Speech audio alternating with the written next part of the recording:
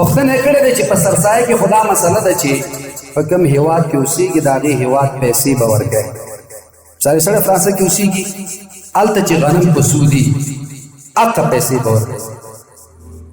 نو قرباني کې څه مسله ده؟ قرباني کې هم دقه مسله ده. هلته به د قرباني حصه معلومه کړي چې په څو باندې کېږي. که ته دلته کوې هماغه پیسې به راولېږي دومره دلته ورباندې کوې. که ته وایې چې دلته پې ډېرې کېږي نو کېږي دې که یو ډاکټر د غاښونو ډاکټر صاحبان خفه نه شي.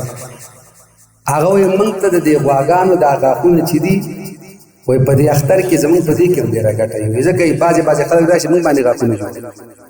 ابراهیم علیه السلام چې کومه قرباني کړې وه د اسمان نه ورښکته شوې خوړلې. شرعي مسله دا ده قرباني دې وکړه نو 3 حصې وکړي. یوه حصه خپلوانو ته، یوه حصه عامو غرباو ته، یو حصه د ځان دپاره. او که د چا ضرورت و په کور کې بچي ډېر او یا د دې د بچو دپاره نه کافي کې د 3 وانه خپلو بچو ته ساتلی شي. یو بل شرم هم الله راپټ کړ.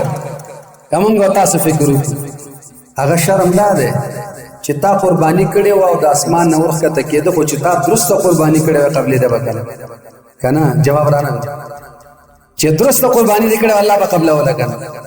الله در باندې پرده واچوله. والله ته د امت معلوم چې ته به خدای خبر په کوم نیت قرباني دا بلابېل شرم چې قرباني دې کړې وه کور مخې ته دې پرته وه او بیا د اوچتېدو هم څوک نه و او د جګېدو هم څوک نه و بوی نه کولی.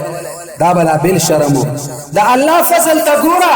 الله تعالی داسې کار وکړه قرباني وکړه په خپله وخوره که قبلوم که نه قبلوم.